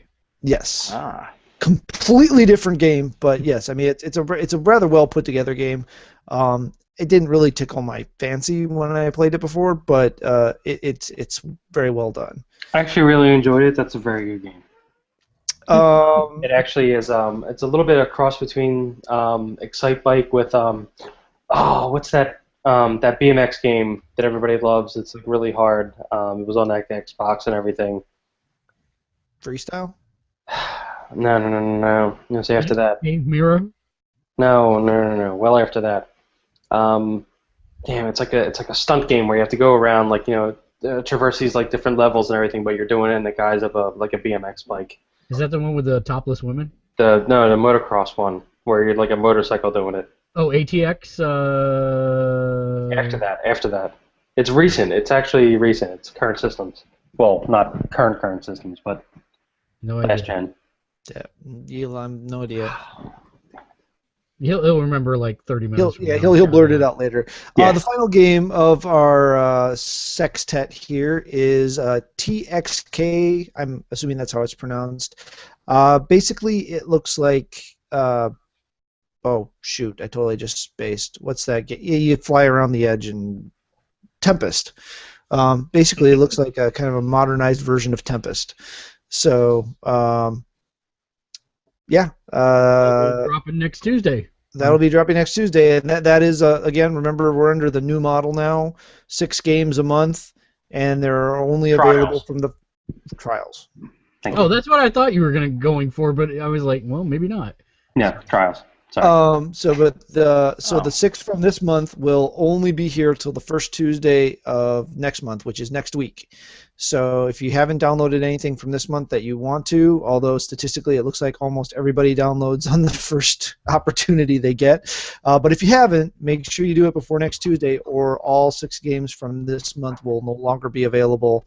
Remember, all you have to do is get it in your download queue, and then it's available to you as long as you are a PlayStation Plus member. And pro tip, you can use the mobile phone app to download all of them into your queue. Or the web store, or pretty much anything. So, that's a good tip. I may have to do that. That's the best way to acquire your games. And speaking of acquiring things, well, we've been saying that it's going to happen, but it wasn't exactly as we predicted. Twitch has been bought by Amazon, of all people. What? For $970 million. Just shy of $1 billion. It turns out that Google could not buy them due to antitrust concerns, but Amazon did acquire them, and the deal will take probably about a year to finalize. In an all-cash deal, which is very rare for Amazon, since they usually do a big combination of stock in their deals. And I'm still trying to figure out exactly what benefit this gives Amazon, other than the streaming framework to improve their services, perhaps for the Kindles or something along those lines. Nope. But I don't know yet. No, Amazon is getting into, they're developing their own mobile ad platform. So that is what is going to be essential for their Twitch implementation, is they're going to incorporate that. They're going to let Twitch, from the talk I've heard, Twitch actually, they could have gone either way. They could have gone with Google, or they could have gone with Amazon. I'm not sure so much of the antitrust stuff. I don't really think that truly mattered for this one. They had their choice. I think Google was actually going to have a little more control of it. Amazon traditionally likes to leave their acquisitions alone and to function on their own, but just kind of incorporate a few things. So I think that's really what they're going to use Twitch for, is to push their mobile ad, whatever their ad campaign is going to be. Their solution for that is probably going to be really focused in Twitch. Well, I'll be interested to see if that is how they choose to use it, because I still don't see the inherent value for them unless they're using Twitch as a beta for that mobile service, for that mobile ad platform service, because then you're going to get more eyes on it than you would normally. So I could see that, but if that's the only reason they bought them, it seems very odd to me. No, it's a huge business. We know that. We've been talking about that, how we're confused that people are watching people play video games instead of actually playing video games. But the thing is, people are doing it, and kids are doing it at alarming rates. They're just sitting there watching people play video games and talk about video games on Twitch. So it's huge. It's a huge pickup by them. It makes total sense for them. I have no clue why, but it blew up. PewDiePie was one of the main people to head the whole watch me play video games kind of thing. It is a huge deal. And speaking of huge price tags, let's talk about the Xbox One Connect, Turo. Oh, yeah. So everybody's going to be rushing at midnight for October 6th. Partially Paribachum. Sorry, that was Russian. I was like, I'm Mexican. I don't know that. I don't know Russian. We're not actually going to do that. The Connect comes out by itself on October 7th for $150. So the $100 difference was. So Dave, wait a minute. Taro, how much does the PlayStation 1 cost? PlayStation 1? Or I'm sorry, the Xbox One cost? Xbox One without the Kinect is $400. And how much did the Xbox One with the Kinect cost? It's going to be $500. Oh. Oh, I can't say Xbox because I can't. She's like, don't say it. Sorry, my bad. Hilarious. Okay. Xbox turn off. So, so the one Xbox One? X1, Which platform? the X1, No. I'm not familiar with that platform. the Xbox One. We're totally trying to pull a Mixoplex right now. This is awesome. Man. Oh, The- crap, we're nerds again. The Xbox One without the Kinect is $400, and with the Kinect is $500. So if you're taking a $150 price tag, that means that $350 is the Xbox One, and $150 that is the Kinect. That's crazy. But you do get a digital $50 copy. Convenience of not having to. I don't know how they're doing it, but there is a digital copy of Harmonix Dance Central Spotlight in there, and I don't know how much that game's going to be. If it's $50, then I could see why it would be like that. But if you didn't want the game, then you're still paying $150 for the Kinect. But I don't really see this doing very well. They should have just kept it at 100. You think? I think they should just keep it at 100 with the game, saying, "Hey, look what happens when you get it without the Kinect. You get the Kinect and a free game." You have to punish price people difference. for not wanting to get connected with it if they don't understand its greatness. There are just no. It sounds like it's gonna be another one of their Microsoft's. No, this is a great plan. No. And then they, bad. It's bad plan. It's I'm bad. actually going to have room to get a Kinect now. Yeah. So you can pay $150 for the No, one. I'm still not getting it. Oh. Are you saying you'll never get it ever, Dave? No, I'll get it eventually. Oh, so you're not banning it for all infinity. No. However, funny you should bring up Infinity. Oh? Yes. Apparently, a couple new characters have been announced for Disney Infinity 2.0. I had no idea. Tell me about it. That was One smooth. that I'm personally excited about from Big Hero 6, which is a movie I am extremely excited about as far as an original from Disney Animation. Me too. I think that is going to be just a lock for a huge hit for them. So apparently the big robot from Big Hero 6 is going to be a character in the new Disney Infinity 2.0. So that's Baymax is the robot, and Hero is also going to be in the mix. So when he's got his little microbot handler suit, whatever that is. I don't know, haven't seen the movie yet, but it's going to be awesome. In addition to that, we also have Aladdin and Jasmine, who are going to be in the games. So that's going to be kind of cool. Aladdin is one of Disney's biggest franchises of all time, so I'm sure that's going to be a big fan favorite for a lot of people. So we're looking forward to that. So are you going to get Infinity? I'm still going back and forth with the Marvel version of it. I think we're going to test the waters with the Marvel version and see how it goes from there. Fantastic. Yeah, it's going to be bad, I'm sure. But, man, the Hulk looks so cool. I kind of need that. Now, did you see you saw the collector's edition, right? For $175, and you get like 5 characters, and they're all in the hand of a frost giant. No. Yes, that's the only way you can get the Hulk version. Where's that? That is online. We covered it, I think, 2 weeks ago. I didn't realize That's the only way to get the Hulk? That's the only way to get the Hulk initially for the first 30 days. But he'll be sold as an individual. After Eventually. 30 days. Okay. That I'm not worried about. Thank you. Yeah, no problem. The stand/giant thing is actually pretty cool, though. It lights up and Instead of having one pad to put characters on, it looks like you can put them on multiple pads in the hand. It's kind of cool. So, there is that. And okay, that is kind of cool. It has all the Avengers. Yeah. And I think it's gonna spread a lot of goodwill to Marvel fans. Pre-order 1 click. And this is Drunk Buying with Burgundy. Mm-hmm. If you want to get a review copy for the site, I'm just saying. Wait, what? Really nice. If you want to get a review copy for the site, I'm just saying. Wait, you're talking about me buying it for the site, right? Right. Okay, yeah, that's And spreading your goodwill. That's right. Your goodwill. Because speaking of goodwill, in North Carolina, the headquarters of Goodwill. That was an awesome, my favorite transition ever. Goodwill has opened a brand new store.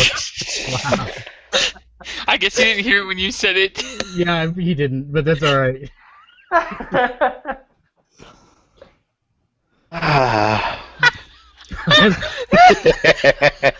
Broke him. Broke him. You're a I bad like his laugh. person. He's got a good laugh. It's kind of painful, yet kind of funny at the same time. It's a burgundy laugh. It's awesome. Quick, Mark. Quick. The news. Please continue. So Goodwill in North Carolina. Wow.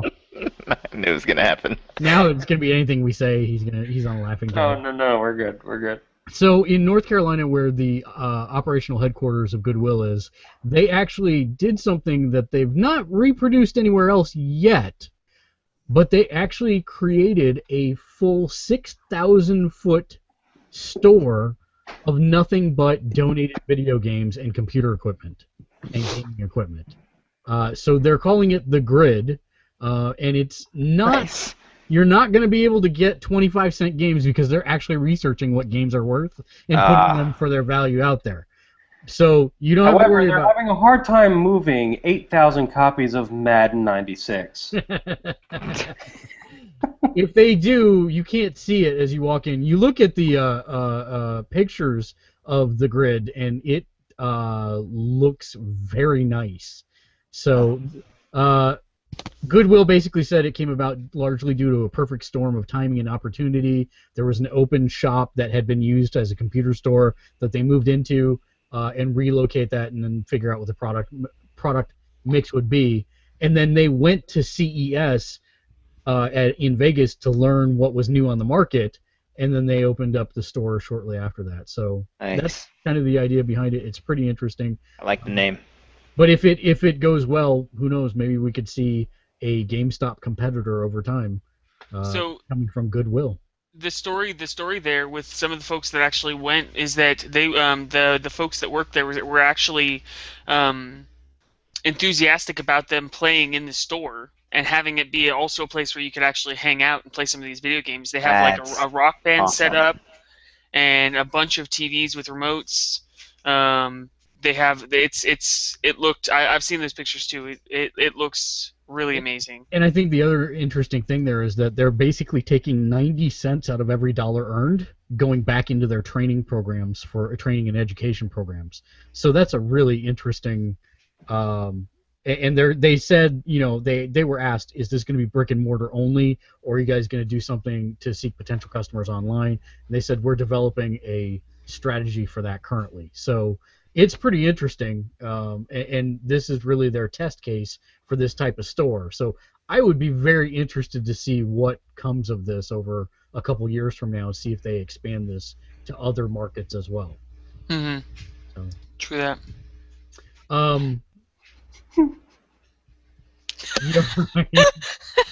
Are you all right, Dave? Yeah.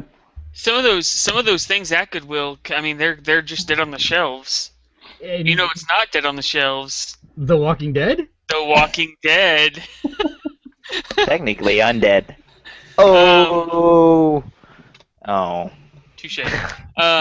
So, The Walking Dead. There's going to be a Walking Dead pinball table released by Zen Studios. So the pinball game that I've been saying for a couple weeks that I've been playing, really awesome game. It is based on the season 1 of Telltale's The Walking Dead video game. And the table itself, it has different locations from that. It has the characters, obviously, and the little standee that has the name of the game. But it looks like it's going to be a blast. The game itself, Zen Pinball, I love that it is a conglomerate of all of these other tables that you can play, and so I'm really looking forward to it. I'll probably be getting this one. I think it comes I've out. got a handful. I think it comes out either.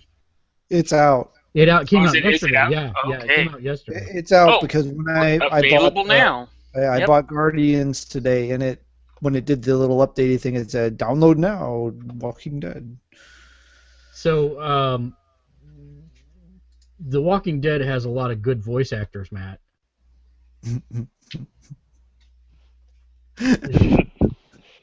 Is there anything else coming out with good voice actors in it? Well, by golly, what do you know? There is. It's almost like you put this list of news articles together all by yourself. I have no idea what you're talking about. So one of the games that has me very, very, very, very curious. I think I've mentioned this before, but my first PlayStation 1 game was Resident Evil. Is The Evil Within. Very interested to see what this game is doing, and it looks like they're shelling out for some good voices. The first two I am familiar with, but I am not familiar with them in terms of voice acting, which is a different thing. But the Are you going to tell us who they are, Matt? Yeah, I'm like, I'm on the edge of my seat here. Who are they? Yes. Okay. Here we go. Award. No, I mean, jeez, the freaking wheeze. All right, I'm just gonna start reading names.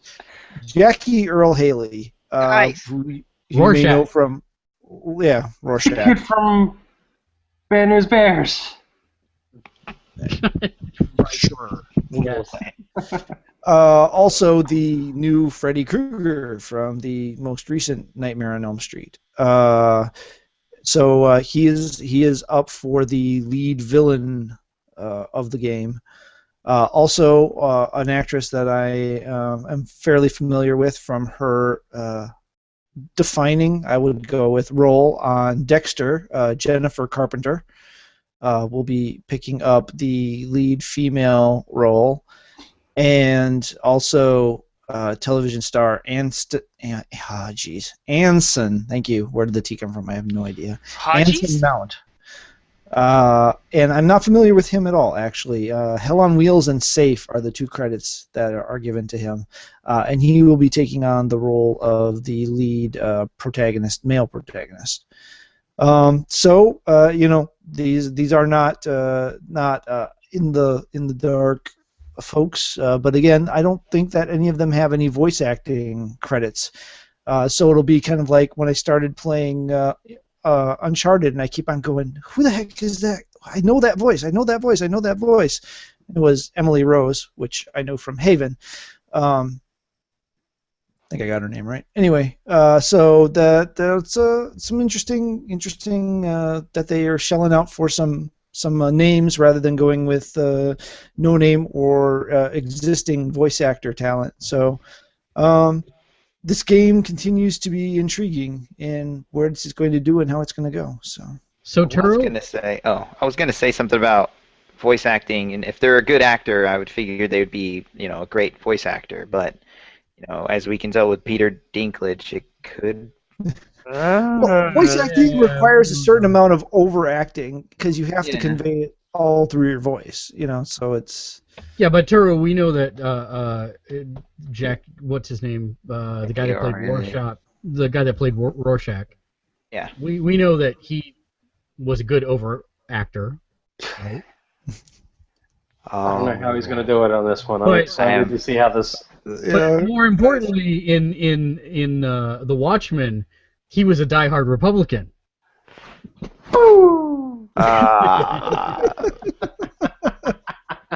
And speaking of Republicans, they decided to make a video game. Hey. He's libertarian though, actually, but whatever. Yeah, they made a video game.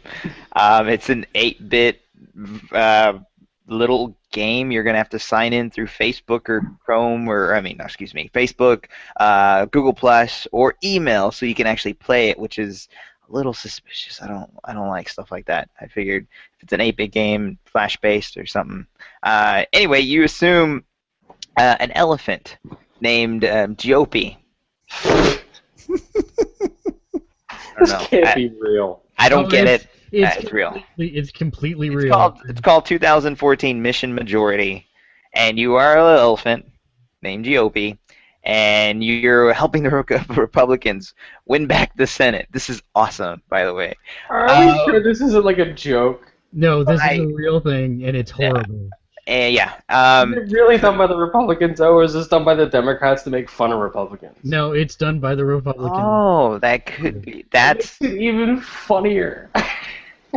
and you jump on bad guys who are taxers. They appear to be something like paperwork bound by red tape. They really look like Canadians from South Park. Yeah. That's what it was. They have wavering eyebrows. And when you jump on their head, it usually spawns an Obama quote. Or just something like they said mudslinging. One of them said mudslinging. The other one says, that's not even a smidge of corruption. You know, every time they die, they have these little sound chips or sound clips of comments that the Democrats have said. And or Obama. Like, if you like your doctor, you'll be able to keep your doctor. As another one dies, as you jump on these bad guys. And everybody's like, "Where's my Matt Smith, huh?"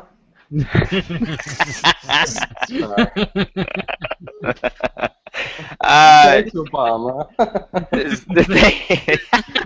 is good stuff. I approve of this message. That's what it was. Okay, it all came together. That's beautiful. Oh wow! So, way to go. Obama, way to go. So there's Wait, this is Obama's fault that the game is created. Thanks, Obama. Yeah, this is like a really bad game, but there's YouTube video out there if you don't want to sign up to play it. I highly recommend you watch it just so that you can shake your head. I don't necessarily say you should. We try to keep politics off the show, but man, that is a horrible game, and the fact that somebody made it says a lot. But you don't even die. It's like you push the bad guys off ledges. Like, yeah, you have to destroy the taxers. And Dave, pushing them. Yes.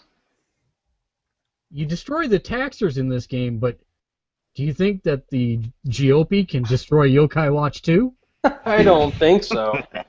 This thing is a juggernaut. This thing cannot be stopped. Like, seriously, I think we need to call a state of emergency here. Wait a minute, are you wearing an ECW shirt? No, it's a 9 Inch Nails shirt. Okay. I could only see the top frame, and it looked like NWO or ECW. Yeah, no. Yeah, good. Okay. There's an ECW shirt somewhere, but who was I talking about? Yokai Watch. Yokai Watch 2. All. And a juggernaut. This thing just cannot get off the top of the charts. It's even caused for the people who still apparently didn't have 3DSs. They're buying 3DSs, and they're at the top of the charts. So in hardware sales, the 3DS XL is at the top of the charts, and in software sales, Yokai Watch 2, Ganso and wait a minute, it's Ganso and Honky? Seriously? How did we not notice that last week? It's Honky. What? No, it's Honkai. Honkai, it's not Honky. I'm sorry. Honky. I probably read that properly the other week. Monkey and Tom. So they are at the top of the charts again. 3DS XL is at the top of the charts. This thing is just a juggernaut. It's the Guardians of the Galaxy of the video game world. It's just making money. Yeah, so for everyone. Apparently, until it gets to the U.S. at this point. I'm sorry, I pulled it up just so I could look at the spelling of it. It's Honkai. Yes. It still sounds like Honky. It's Yokai Watch 2 Ganso Honkai.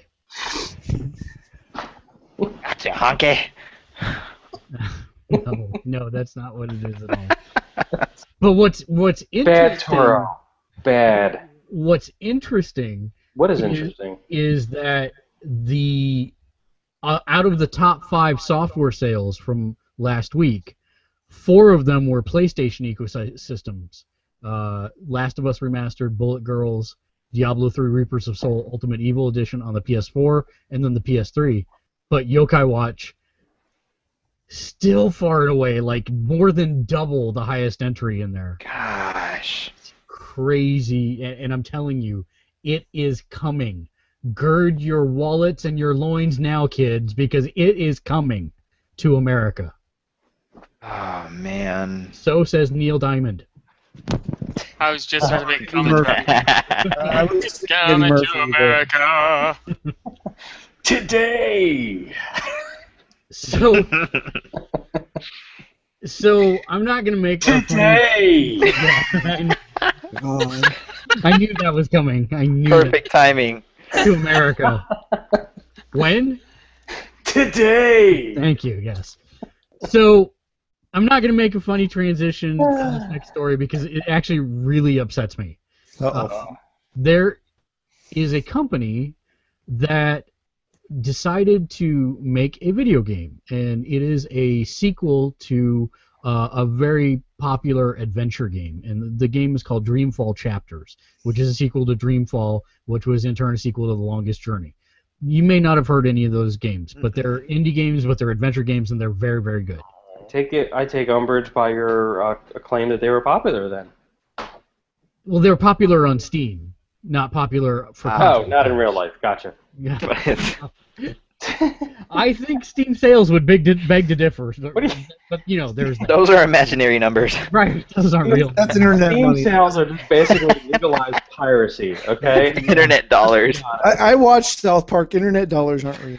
Yeah, so Yes, Steam thank sales you, are sir. just Thank legitimate you. Piracy. here's the thing that they did. They said, hey, you know what we're going to do? We have a lot of fans, and so we're going to do a music competition where fans can submit their music, and if they're chosen, that music will be included in the game as background, like playing over radios or a few scenes in random, etc.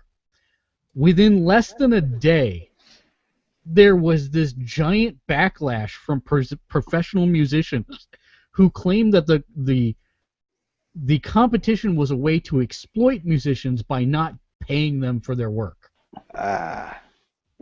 And this, to me, is another case of angry internet pissed offedness. But what really bothers me about it is now, not only did they get the negative backlash online, but some people were professionally threatening members of the team, saying that they were going to ruin their careers, and so they canceled the whole thing. Which, That's not cool. What? why would people not be able to create fan art and fan music? I don't understand this. Some of the best video game music projects that have ever been undertaken were complete fan productions and reimaginings of classic video game music. So I think this is a really bad thing for not only the industry but for fans. And I think everybody, if you don't like it, then don't buy the game. Don't support the publisher. But don't go to this kind of length. That's not cool. Don't do it. I understand that part's not cool, but just to play slightly devil's advocate, just to keep the conversation going for a few seconds, what is wrong with them winning the contest and then getting paid for their work? Like, these guys are the best, they're the ones that get the job, so it's kind of like almost like they're bidding for the contract. No, but it's not like they're producing the in-game music. They're not. They have a game composer for the game. This is just supposed to be something that appears on background music, like on radios or something like that. And that's the whole point. You know what? If you're a professional composer, and Yes, this is just a little blurb in the game, like within the game kind of thing. yeah, exactly it. You're Okay, so this is just a little like, hey, I'm a fan of the game, I'm going to make something, and hey, it'd be cool to get it in there. And all the professional composers saying, no, this is a way to get people's work without paying them for it. Well, then don't enter the contest. You know, I get what you're saying. Yeah, we're not talking about the level of like the NFL charging people to play the halftime show now. Exactly. Yeah, that's kind of what I was going to transition into, but that's not the case clearly for that one. No, I don't know. Those performing art guilds get pretty touchy about any of that stuff. So I mean, But that's not even. I mean, it's not even that. I mean, they're literally. If you don't want to participate in the contest, great. well, no, they're trying to prevent, and they're saying, well, this is just a toehold. Well, you do this for these little snippets, and then the next thing you know, you'll have an entire soundtrack that's done by somebody that's not a part of our organization and isn't a professional musician, and then all of a sudden we'll have all of these what they're looking at as scabs, basically running the entire music industry, and we'll be completely out of work, and you'll be exploiting all these people, and they won't even realize it. Boo freaking who? Welcome to America. Well, I'm explaining what I think their mentality is. I'm not saying it's right. I know. So I'm very upset about that, but I wanted to share that with everyone. Daniel. He fell asleep. Howdy. You're very much in the dark, in the shadows. Yes, I am. So tell me about Shadowrun. Ah, yes. So a couple weeks ago we talked about Shadowrun Returns, which is a game that you can play on the nifty little iPads or iPhones, some cases, but also the PC. You can get it off of Steam. So it's been announced and dated that Shadowrun Dragonfall, which is a director's cut, it's a brand new game, standalone game. It uses the same programming development, so it's like third person. It's like Baldur's Gate or the original Fallout games where you've got your team of people that you're looking down on as if you were a god. Shadowrun, obviously, the universe that is cyberpunk and also urban fantasy. It's an amazing system, but overall, the game itself looks really, really wicked awesome. It's got a release date of the 18th of September, so that's something I'll probably definitely be looking into. You can get it from a couple different places, like the Humble Store and Steam.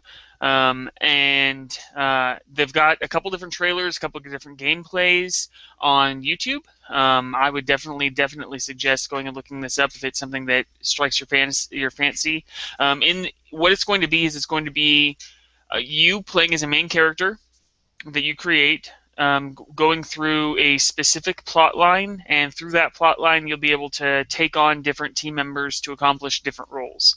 And if it's even half as good as Shadowrun Returns, it's going to be amazing. So, Matt. Yeah? I have an announcement. You're going to stop doing bad puns? No, I have an announcement that you have an announcement. Oh, okay. Hear ye, hear ye. Yes. Ouch, your People that dad. made that one game series that I don't play have said something about something. Yeah, that one. So coming up during something that'll be coming up during PAX Prime, which I didn't realize was this weekend. How does the time get away from me? In Seattle on Friday, August 29th, during part of PAX Prime. Seriously, guys, when are we getting a PAX Midwest? The developers behind the Saints Row franchise, better known as Volition, are going to be announcing their next big thing at a conference which they'll be doing between 10 and 11 a.m. Pacific time. So back that up as many hours as you need to get to your appropriate time zone. So they'll be showing exclusive gameplay, art, details. Panelists will include the creative director Steve Jaros, Volition producer Jim Boone, and voice actress Natalie Lander. Presumably will be in the game since she's going to be there. And Aubrey Norris, which is a brand director at Deep Silver, which is the publishing label for Volition's parent company, Koch Media.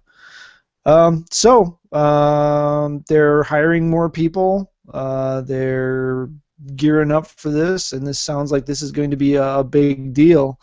No details yet at all of anything, so presumably it's going to be some type of third-person action game, but that is even probably more than we could really assume. But looks like it's going to be a big deal, and I would assume it's probably at least a year out. But those are all, again, assumptions on my part. So, Daniel, Our last piece of news is not something that's happening necessarily in the world, but something that's happening internally in the world. Yay! Yeah, actually, I'm going to be attending the GameStop Expo 2014 in Anaheim, California, in about 2 weeks from today, actually. Cool. Yeah, so I'm going to be working hard to get you guys exclusive interviews and seeing where I can gameplay videos. I'm also going to be getting you as many reviews as I can for the upcoming and amazing games that are going to be there. Fantastic. So we will look forward to that coverage. And that means we are at the end of news, and we're on to reader mail questions. Reader mail. Mail time. Reader de questiones. Mail time. Our first reader question this week comes from, I have to say we didn't get a lot of questions this week, but we got some really deep questions this week. The first one comes from the Bob Stew. What's the best life lesson you've learned from a video game? Turo? Skip. Pass. Is that your life lesson? Daniel, how about you? Well, actually, I've got a couple, but the one that sticks out the most is after you pay the hooker, run her over with your car to get your money back. That's awesome. What game's that? Do you by chance have a real answer, Daniel? I do. Nintendo? I do. A lot of these questions actually for me come down to Chrono Trigger. I had a pretty tough childhood, and Chrono Trigger was one of the first games that I played all the way through, and it was very big on making sure that the team was together and you don't leave a man behind, and a lot of that, and that really stuck with me. Awesome. Dave, how about you? If it moves, kill it. I only needed one button. It was the kill button. That's all we needed. If So it's I on see- screen and moving, it must die. I see how this is gonna go. We get one joke one and then one serious one. So do you have a serious one? I don't, actually.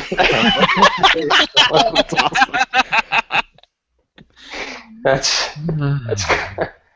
kind of my credo to life. If it's out there, it's moving. It's the enemy. All right then. So then, why is Weeble still alive? Because she's so cute. She's invulnerable to attacks. Don't leave my little princess out of this. Matt, how about you? I was looking at this earlier and thinking about it. You know, I mean, there's a lot of stuff in there, but it's not anything that I could think of that would be unique to video games. So I kind of went a little existential with it, I guess. And I'm like, you guys, actually. I mean, and I mean that in the larger sense, the community of gamers, and especially before it was cool. I mean, we are all old enough. We remember when, video gaming wasn't necessarily the coolest thing out there. It was to us, but it wasn't in the main sphere. I happen to live in an area where at the moment it still really isn't. I mean, people have it, but there's not really a culture in my immediate area of it. I think it's just that it's a common set of experiences, and we can talk about it, we can debate about it. It's like any other art form. You get together with like-minded or not like-minded people, but you shared some sort of experience, and can see what other people took away from it. Some people can love things like Grand Theft Auto, and then you're like, I just don't get it, but yet you have that shared baseline, and it's something that, for the most part, most of us can debate healthfully about, except when we get a little bit into the nerd rage area. But that's part of it too. But yeah, I think that's the thing. It's just kind of learning that there are other people out there who enjoy these things and don't enjoy them, and just having that baseline for kind of starting I don't know, friendships I hate when he gets mushy. I do actually have a serious one. Okay, what's your serious one? My serious one is save your money because there's always something better in the next shop. That is actually my serious one. There you go. is- That is a good. That is a good That is one. good. I'm glad that both you and Daniel started with RPG tropes because mine is save often. And I actually do this at work all the time. Like every 3 minutes, I am hitting the save button. Just because I lived in the days where the power went out, and you never knew when the power was going to go out because I lived in the freaking Ozarks. And so I had to save all the time. And so now I actually run my professional life exactly like an RPG. I'm hitting that save button all the time as I'm working on stuff. Just use Google Documents because it saves like every stinking keystroke. That is against company policy, and that's because we have Because you've paid. private data that we can't. Yeah, Yeah. So, I yeah. know. Yeah. Turo? Anybody who says "would you kindly," I don't do it, and slowly back off. Seriously, that threw me off so bad. Would you kindly show up for the podcast on time? Oh, nope. I mean, None. would you kindly be late for the podcast? That's what I meant. Oh no! See, now I'm on time. Okay, I'm sorry. But I my don't- serious one. After having just gone through my thing about shared common experience, I don't get this one. BioShock. Oh, okay. I didn't play Bioshock. And then the serious one is, oh man, that you would fight for anything, fight for love, whether it be a relationship or friendship or anything. If both our parties are on both sides, not like Last of Us, then fight for it and go after it. Try to strive and fight through the armies that be in front of you. And I learned that through, I guess, lots of stuff. But the only thing I could come up with right now is through Halo. It was Halo whenever he was going after Cortana. That was just awesome. Yeah. Awesome. So that's my little story that I can think of. But the would you kindly? It's happened at work a few times. I'm just anytime he says, "Would you kindly move that chair?" I'm like, I didn't hear you. I just leave. I don't like it. Well, that should hopefully answer your question. The Bob Stew, thanks for writing in. Fancy Sloth has our next question. If you could have one item from a video game, what would it be? Portal gun. Daniel says a portal gun. I would get the Infinity Gauntlet from Marvel vs. Capcom. Cheater. Hey, I'll take whatever avenue I can get for omnipotence and omniscience. Thank you very much. Bottomless Dave? pouch. Oh, there you go. Rhino 7. What did you say? The Rhino 7. Okay. Ratchet and Clank. Okay. Ratchet and Clank. RYNO. Rip Yeah, I haven't played it, so I didn't know what it was. Yeah, it stands for. Big gun for It was a joke on the old Doom BFG. Right. Yeah, I know the BFG. Yeah. Yeah, this is Rhino, and it stands for Rip Ya a New One. Oh, nice. And they're up to the 7th iteration of it in the Nexus game. So Yeah. It always plays some big fanfare. Like, yeah, that's awesome. yeah. And Sure. rockets and stuff going on. Kuro, what's yours? I didn't even hear the question. Sorry. Discussion of dinners. What if you could have any one Would item? you from a kindly video answer game? the question? Yeah. Like one item from a video game, what would it be? Oh man, if it had infinity uses, the warp whistle, so I can just go everywhere I wanted. Okay. I think. Yeah. What was everybody's answer, real quick? Sorry. Oh, you had to listen. Sorry, you'll have to go back and listen. To the podcast. I'll watch it. Yeah. Liam the Mailman. And I know Dave's been waiting for this all night. If you took a letter out of a video game name, what would it be and what would the new plot be? So, for example, he gave 3 examples, which I like very much. Left for Dad instead of Left for Dead. A heartwarming tale of a child's relationship with his father. Or Metal Ear Solid, a story about a man's struggle with tone deafness. Or Tar Wars Battlefront 2, 2 paving companies fighting to the death. So, I'm going to save Dave's. Let's start with Daniel. I don't have one. I think I got one. You don't have one? It's a You have complicated one. question. I told you you were Uh-oh. good with that one. I lost sound. Well, we can hear you. Yeah. lost sound. All right. Well, he fixes. He's Yeah, just be back? stalling. That's a stall tactic. It is a stall tactic. Did it Daniel? work? I think it worked. No, it didn't work. No, you had one. Go ahead. No, I don't want to use that one. So I'll come back to me, or just Okay. skip me. All right, no, I'll come back to you because everybody's got to answer. That's the pack law. Let's see, Turo. All right. Just on the top of my head, I was just going through a bunch of lists. I can't even look at my library, but I came up with Gars of War, Okay. and where you follow the life of a Gar, and you have to fight your way through other Gar by attacking them. All right. It's a very bloody battle in that. That's definitely an opener. section. Matt. Yeah. I've gone through a few iterations of this, and they're all incredibly lame. So Oh man, I came up with another one, but that No, one's you gotta not. hold it now. That's not family friendly. I'm not gonna say it.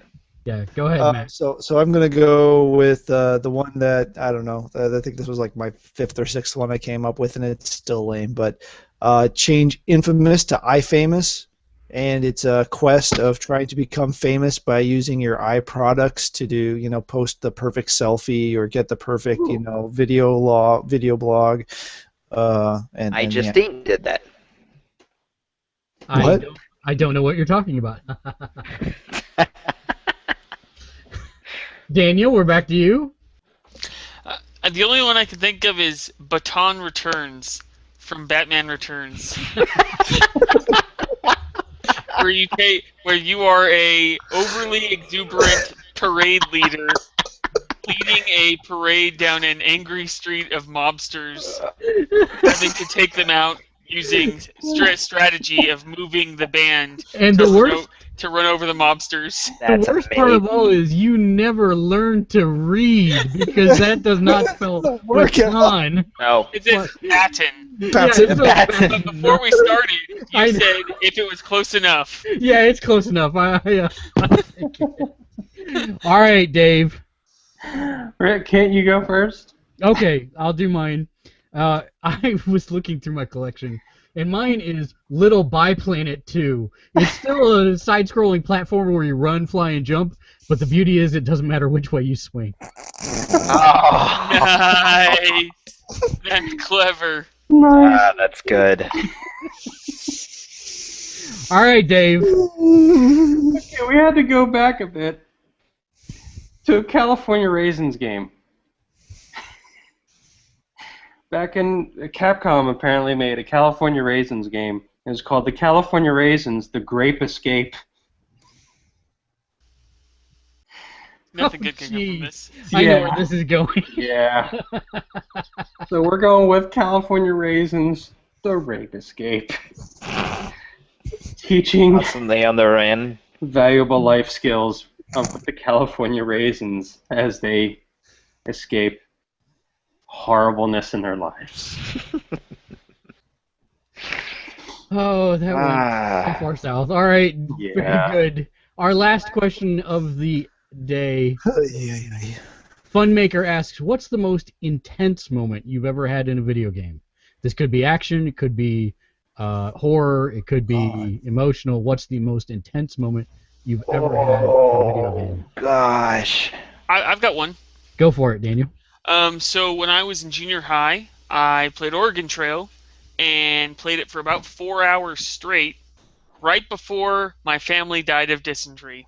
I had kept them surviving No like way. 2.5 hours, and they died of dysentery. I was beat up. I was torn. Nice. Dang. Dave? It's kind of twofold for me. As far as like intense, like actually like getting through something, it would be that Mega Man 8 sequence with the hoverboard sequence in Mega Man 8. Those things were just brutal. When you finally beat it, it was just like bam, like I just nailed it. Did I drop or okay? No, you're. And as far as like intense, like kind of like emotional, honestly, it just happened the other week with that PT demo. That thing was ridiculous. I was so into that, and I was so creeped out by that. And while I was playing that, I literally, I am not even lying, I lost it 4 different times when I was playing that thing. I don't like that game. Yeah, PT, yeah. you missed last week. Guillermo del Toro and Hideo Kojima, which is the creator of Metal Gear Solid 5, have teamed up with Norman Reedus from The Walking Dead to create a new Silent Hill game. And PT is playable trailer. It's downloadable on the PlayStation Network for free.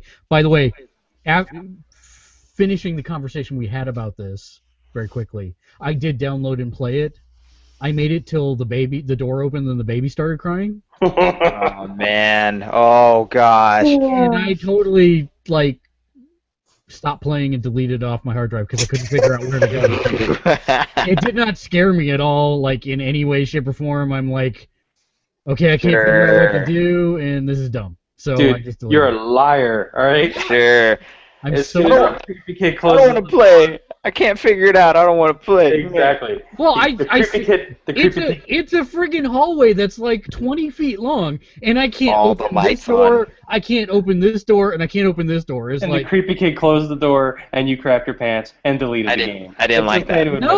No, nobody okay closed to the admit door. that. I was trying to get in there or prompt whatever the next trigger was, and nothing happened over and over again.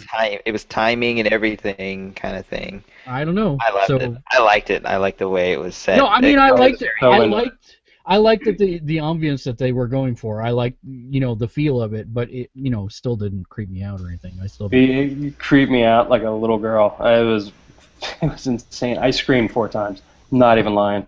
I totally lost it. I was so into it.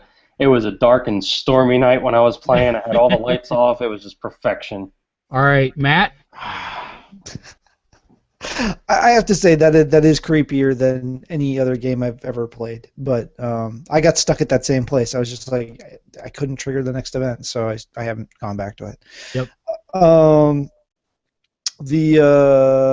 Probably, I don't know. I was trying to think of this. I can remember getting that point where you're just get so close to it and fail and fail and fail, and then you finally get through and you get that sense of accomplishment. But I can't come up with one specific one. Well, that's not what he asked technically. He just said what was the most intense moment you right. I guess it's the same game, but it's 2 different parts of it: the beginning and the end of The Last of Us. That's good. And maybe it's because I'm a parent. I don't know, but. I knew what was going to happen in the beginning of that game. I knew what was going to happen. Spoiler free. But I knew what was going to happen, and it's just that anticipation of waiting for it to happen. Oh. And just knowing that there was going to be that gut wrench when it happened, and then just the stress at the end of what is he going to do, what's going to happen. Again, at the end there. The story of that game just blows me away, and that ending is my favorite ending of any game ever. So. Wow. So mine is. Wait, Turo, did you go yet? I have not. Go ahead, Turo. Okay. If we're going intense, I have 2. As far as one emotionally and one, oh my gosh. I'm a huge fan of Metroid series, and I played Super Metroid so many times. I know where everything is at. So when I knew there was a super secret ending, if you beat it under 2 hours and you had all the stuff, I did it, and I wanted to, and I did it, and you got to see her, and it was Samus Aran, and it was in a black one-piece bikini thing, and that was rewarding, not because she was in a one-piece bikini, but I did it. I got 100% on that game under 2 hours, and it was just nerve-wracking because everything had to go so smoothly and perfect to actually get it done, and I did save, but it was one playthrough for me to get to that point, and that was intense as far as me and my brother just racing through the very end, especially if you played it, if you know where the ending sequence of you escaping, that just whole part adding on top of the 2 hours, oh, like it gets my heart racing. It's hard. It's racing right now because it was awesome. But as far as emotionally, the endings of Dead Space 1 and 2, if you have not played those, both of those, like the way 1 did it and then the way 2 did it and just messed with you. The anticipation and everything. Gosh. Oh. But that's what PT reminded me of too. That's why it was. That's why I liked PT so much because it brought back those feelings of Dead Space 1 and 2, as far as fear and horror and scary. Well, for me, there's only one, and it's by far and away the strongest emotional reaction I've ever had to a video game, and that is the end of Season 1 of Telltale's The Walking Dead. Yeah, that's a good one too. I literally had tears streaming down my face, and my significant other was concerned for my well-being when I walked up the stairs from the basement where I have my gaming set up, and she's like, "Are you okay?" And I'm like, I had to explain what was going on because, she'd never seen me like that, and I've never experienced that in a video game before. So that was pretty, really good writing on their part, and to actually get me to. And she's like, "Why don't you react this way when it involves me?" And you're like, "Well, because." No. So that's a very good one. That's a very good it's one. a really good one. But Last of Us is like right up there. It's really like 50-50 for me. Yeah. But I wasn't. I think it was a stronger response for me for Walking Dead. That brings us almost to the end of the show. We have a contest running on our site right now, and that is for the Versus preview set that you had to pay $50 for from Upper Deck. They very generously donated a set for us to give away, and we have, to enter to win, people had to go to our Facebook page or our YouTube page and either subscribe or like us on Facebook and comment what was your favorite Versus card. We got a ton of responses. We picked a winner at random. So El Herrera said my favorite card was Spider-Man Ultimate Spider-Man 3-drop. Combine it with 6-drop Scarlet Spider from the Marvel Spider-Man set, and 2-drop Spider-Man Scarlet Spider. You could hide 4 in your hidden area. Every time a Spider-Man came into play, he'd get 8 counters, and I've had as many as 52 counters on the board at once. For those of you that never played Versus, that meant nothing to you, but for those of you that have played Versus, that meant that he was a really big Spider-Man. So, El Herrera, congratulations, you've won. Reach out to me at both@gamersledge.com. Give me your address, and I will drop that in the mail for you. And, of course, please do visit the website, gamersledge.com. Follow us on Twitter. We did change our Twitter address to @gamersledge. Like us on Facebook. It's facebook.com/gamersledge. Subscribe, like, and comment to this video on YouTube.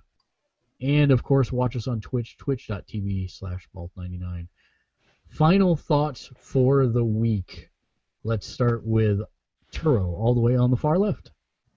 I'm gonna do a little bit more reading than play video games this week. So everybody, put down that controller. There's a bunch of games out there in October, so do it then. Go pick up a book or a e-reader thing. Not e-reader, excuse me. Nook. Wait, Read are you getting Diablo 4 for the PS4? Or Diablo 3 for the PS4? Oh, should I? Well, then you could play. Oh, okay, screw books. We'll do that. Daniel. I'm hoping to do some green screen work and get these reviews out for folks for the Age of Rebellion stuff, and my kids want to do some reviews of Lego sets and video games, movies, that kind of stuff. So hopefully we'll be able to get that stuff on the site for you guys as well. Looking forward to it. And Dave. I am really looking forward to having that game room again. You should step on it. You should step on it. I know, we're working on it.